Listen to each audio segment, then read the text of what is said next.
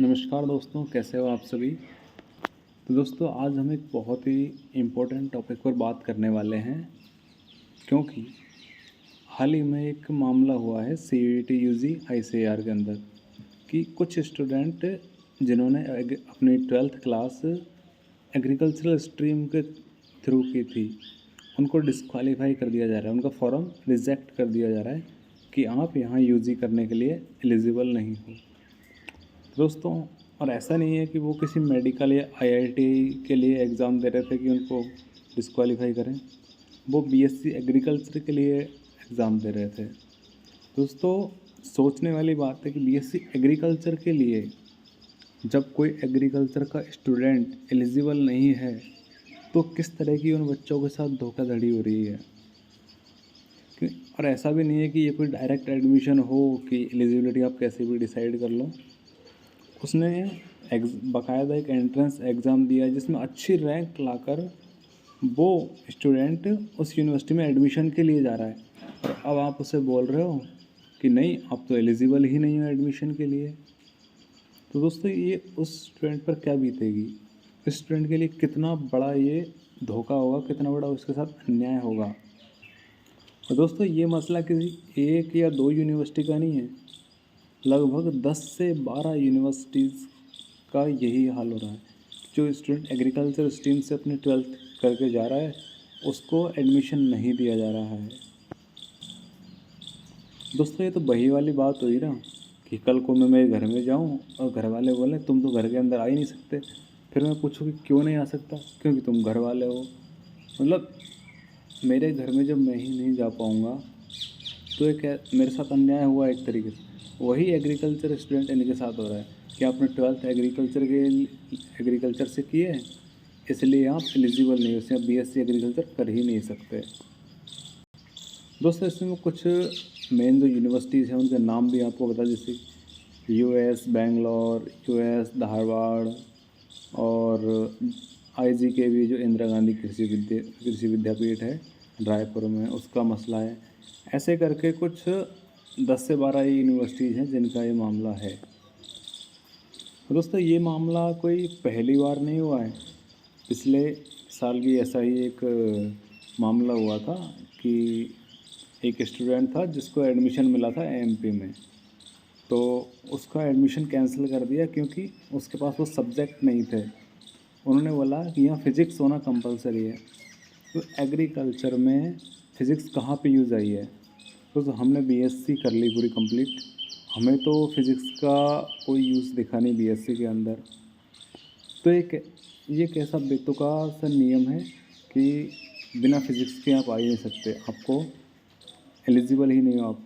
दोस्तों, एग्रीकल्चर के जो स्टूडेंट हैं एग्रीकल्चर स्ट्रीम से 12th करते हैं, वो मेनली एग्रीकल्चर बायोलॉजी और केमिस्ट्री पढ़ते हैं, और उनसे ही वो अपने एंट्रेंस एग्ज़ाम देते हैं।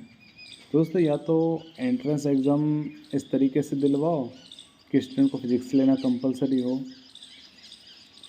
या फिर ये फालतू के नौटंकी करना बंद कर दो। दोस्तों, एक स्टूडेंट अपने 10th के बाद कोई सब्जेक्ट सेलेक्ट करता है, वो ये नहीं सोचता कि बाद में मैं कोई एंट्रेंस एग्ज़ाम दूंगा, उसके बाद किसी कॉलेज में एलिजिबल होऊंगा या नहीं होऊंगा, ये सोचकर वो कभी भी ये वो चीज़ नहीं लेता। और फिर जब वो अपने 12th करने के बाद साल भर किसी एक एग्ज़ाम की तैयारी करता है आईसीएआर की, और उसको जब अच्छी रैंक ले आता है, अच्छे मार्क्स ले आता है, उसके बाद उसका एडमिशन अगर किसी यूनिवर्सिटी में होता है, फिर वो यूनिवर्सिटी बोले कि नहीं, आप यहाँ एलिजिबल नहीं हो, उसका एडमिशन रिजेक्ट कर दिया जाता है। दोस्तों, स्टूडेंट पर क्या बीते कि हम ये सोच भी नहीं सकते। और वो मैच्योर कोई बड़ा स्टूडेंट, सिर्फ 12वीं पास किया हुआ स्टूडेंट हैं, मतलब एक तरीके से बच्चे ही हैं। दोस्तों, ये उनके साथ एक बहुत बड़ा धोखा हो रहा है। हम सभी को मिलकर आवाज़ उठानी होगी आईसीएआर के अगेंस्ट कि इन स्टूडेंटों के साथ ऐसा ना किया जाए, और एक फ़िक्स पॉलिसी बनाई जाए जिसके थ्रू ऐसे मसले हर साल ना आए, स्टूडेंटों को वैसे कोई दिक्कत नहीं आनी चाहिए।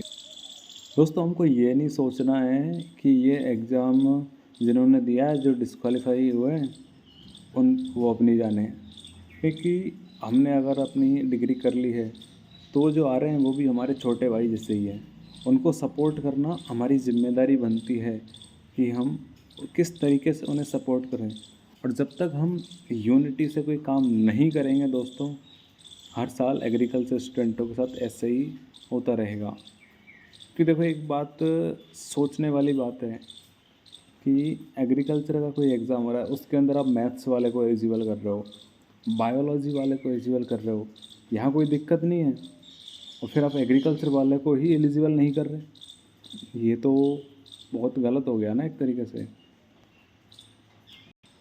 दोस्तों, इन स्टूडेंट को सपोर्ट करने के लिए खैर हम ज़्यादा तो कुछ नहीं कर सकते, लेकिन हम सबको एक काम ज़रूर करना है मिलके। आईसीआर की जो ऑफिशियल ईमेल है, उस पर हमको ज़्यादा से ज़्यादा ईमेल्स को भिजवाने हैं और बाकायदा उनमें कारण लिखना है कि क्यों ऐसा हो रहा है। और ये सब सारी डिटेल मेंशन करनी कि सिर्फ एग्रीकल्चर स्ट्रीम से जो स्टूडेंट 12th करके आया है उनको एलिजिबल नहीं किया जा रहा है, और इस मामले को जल्दी से जल्दी सॉल्व करके उन स्टूडेंट को एलिजिबल किया जाए। दोस्तों, आप भले ही आपने ये एग्ज़ाम नहीं दिया हो, लेकिन फिर भी हमारा फ़र्ज़ बनता है कि हम अपने छोटे भाइयों के या बहनों के साथ अन्याय होने से रोक सकें। इसलिए आप खुद ईमेल करें, अपने दोस्तों से, अपने परिवार वालों से, जितने भी आपसे संभव हो सके ज़रूर ईमेल करें। और कुछ इम्पोर्टेंट ईमेल आईडी मैं अपने डिस्क्रिप्शन बॉक्स में मेंशन कर दूंगा, जिससे हम सभी ज़्यादा से ज़्यादा स्टूडेंट को सपोर्ट कर सकें। जैसे ट्विटर पर भी ट्वीट करें आईसीआर को टैग करके, आपके जो भी सोशल मीडिया हैंडल आप यूज़ करते हो उस पर इसके अगेंस्ट ज़रूर एक्शन लें, क्योंकि अगर हम यूनिटी नहीं रखेंगे तो हर साल ऐसा ही होगा। जैसे हमने अभी देखा था कि कोलकाता में वो लड़की के साथ वो हुआ था, तो हर मेडिकल वाले ने कितनी यूनिटी दिखाई थी। उसी तरीके से हमको यूनिटी दिखानी है और अपने भाइयों को सपोर्ट करना है। और जिन भी भाइयों के साथ ऐसा हुआ है, जिनका एडमिशन कैंसिल हुआ, वो बिल्कुल भी टेंशन ना लें। आपका एडमिशन ज़रूर और ज़रूर यूनिवर्सिटी वापस लेगी। बस आप डटे रहें और लड़ना तो पड़ेगा। ठीक है दोस्तों, और हम आगे बात करेंगे अगली वीडियोज़ में। जय हिंद, जय भारत।